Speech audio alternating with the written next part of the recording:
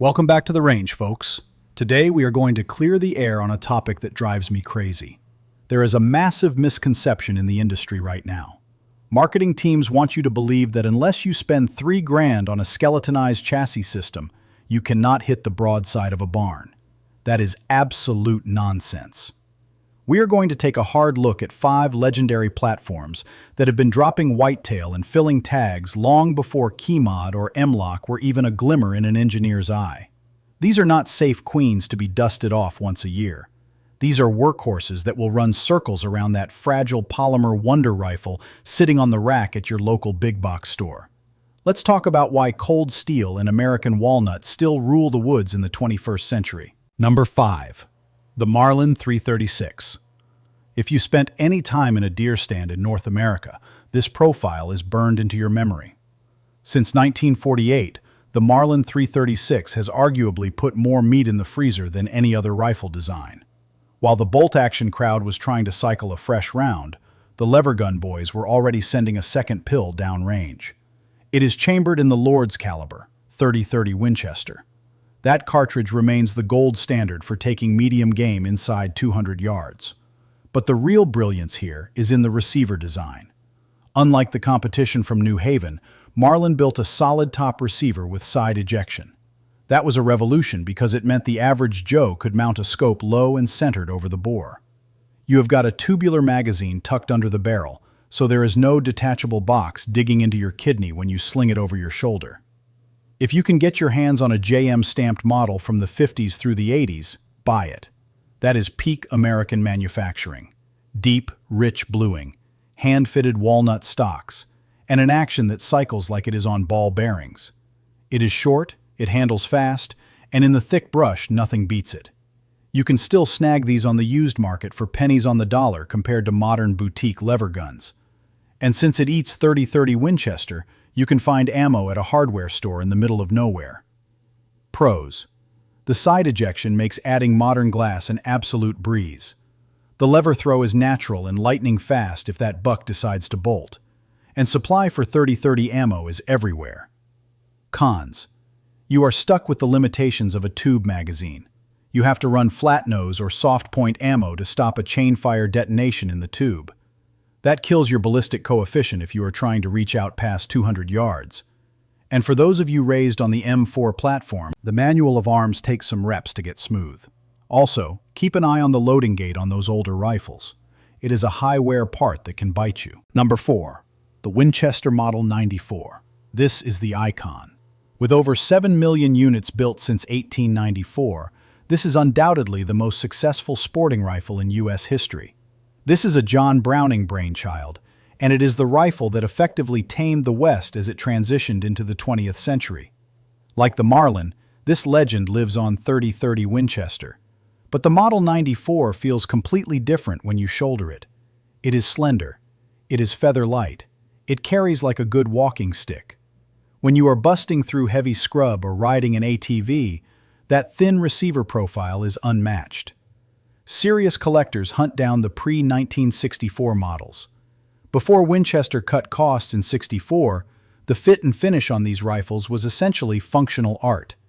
The steel was better, and every part was machined from solid billet, not stamped out. The action features a top ejection pattern that flings hot brass straight up. It is pure nostalgia, and it screams cowboy heritage. Whether you run a ranch or you just appreciate history, shooting a Model 94 ties you to a long line of American riflemen. Pros. The cool factor is untouchable. You are holding history. The handling is incredibly snappy for jump shooting in dense cover. Mechanically, it is a simple, bomb-proof design that will run forever if you maintain it. Cons. That top ejection is a nightmare for modern shooters. It throws brass exactly where your scope wants to live, forcing you into awkward side mounts or forward-mounted scout scopes. If you want a mint-condition pre-64, get your checkbook ready, because the collector market is hot. Also, watch your thumb while loading.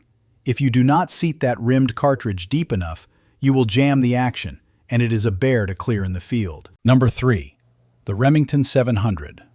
Introduced in 1962, this is basically the small block Chevy of the gun world. The Remington 700 action is the yardstick we use to judge every other bolt gun on the planet. There is a reason the military adopted this footprint for the M40 and M24 sniper platforms. It uses a cylindrical receiver that is stiff, rigid, and incredibly easy to bed into a stock. That inherent structural stability is why the 700 is famous for driving tacks right out of the box. But the real magic is the aftermarket support. You can turn a 700 into whatever you need: a lightweight mountain rifle, a 1,000-yard bench rest machine, or a tactical precision rig. Every trigger company, barrel smith, and chassis manufacturer makes gear for the 700 footprint. Whether it is 308, 30-06, or some Wildcat cartridge, this action handles it. The bolt uses two massive lugs and a recessed face that wraps around the cartridge head. It is incredibly strong, and it is safe. If you find an older BDL or ADL model from the 70s or 90s, you have found a solid foundation. Pros: the modularity is endless. If you can imagine it, you can build it on this action. The accuracy potential is massive, often shooting sub-MOA with off-the-shelf match ammo. And the caliber variety covers everything from varmints to moose. Cons: we have to talk about the trigger recall. Some older units had major safety issues with the Walker fire control system. Always safety check these guns, and honestly, just drop in a Timney or TriggerTech immediately. The entry-level models often come with cheap, flimsy stocks that touch the barrel and ruin your harmonics. And if you are running hot hand loads, the bolt lift can get a little sticky compared to some European actions. Number 2. The Winchester Model 70. They call this the rifleman's rifle, and they are not wrong. Hitting the scene in 1936, this is American royalty. The soul of the Model 70 is the controlled round feed system. Unlike the push-feed Remington, the Model 70 grabs onto the cartridge rim the instant it leaves the magazine. It uses a massive, non-rotating claw extractor. That means you can cycle this bolt while hanging upside down or tumbling down a ravine, and that round is going to feed. It also sports a 3-position wing safety on the bolt shroud. This lets you unload the chamber with the safety still fully engaged, which is a massive safety plus when you are cold and tired. Again, the pre-1964 models are the holy grail. These were hand-assembled in New Haven and represent the pinnacle of mass-produced rifle quality. But do not overlook the modern Classic series that brought back the claw extractor. Whether you are tracking dangerous game in the bush or elk in the Rockies, the Model 70 is what the professionals carry. Pros: controlled round feed gives you absolute reliability when things go sideways. The 3-position safety is the best in the business for bolt manipulation. And these rifles hold their value like gold, making them a smart investment. Cons: you are going to pay for that pedigree. Pre-64 actions command a serious premium. They are built like tanks, which means they are heavier than these modern carbon fiber featherweights. You will feel every ounce of that steel at mile 10 of a high-country hike. And finding replacement parts for the vintage actions can sometimes mean a trip to a specialist gunsmith. Number 1. The Mauser 98.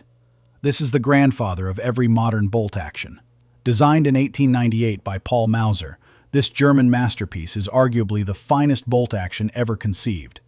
Almost every modern rifle, including the Winchester Model 70 and the Ruger 77, borrows DNA from the Mauser 98. It was forged in the trenches of 2 world wars. It features that massive external claw extractor and 2 forward-locking lugs. But it also has a 3rd safety lug at the rear. If the primary lugs shear off, that safety lug is the only thing stopping the bolt from entering your eye socket. It also has gas escape ports engineered to vent high-pressure gas away from your face if a case ruptures. It is over-engineered in the best possible way. Countless custom sporting rifles have been built on surplus military actions. It handles the pressure of big-bore safari cartridges without even flinching. When professional ivory hunters needed a rifle that would not jam with a buffalo breathing down their neck, they reached for the Mauser 98. Pros: the reliability is legendary. The controlled round feed on the 98 is the definition of bomb-proof. The action strength is immense, allowing you to convert it to almost any magnum caliber. And historically, you are owning the design that changed the face of warfare and sporting arms forever. Cons: If you are buying military surplus, you need to know your stuff. Headspace and bore condition can be a gamble. The lock time is a bit slower than a modern short action. The bolt throw is long and can feel a little clunky compared to a polished custom job.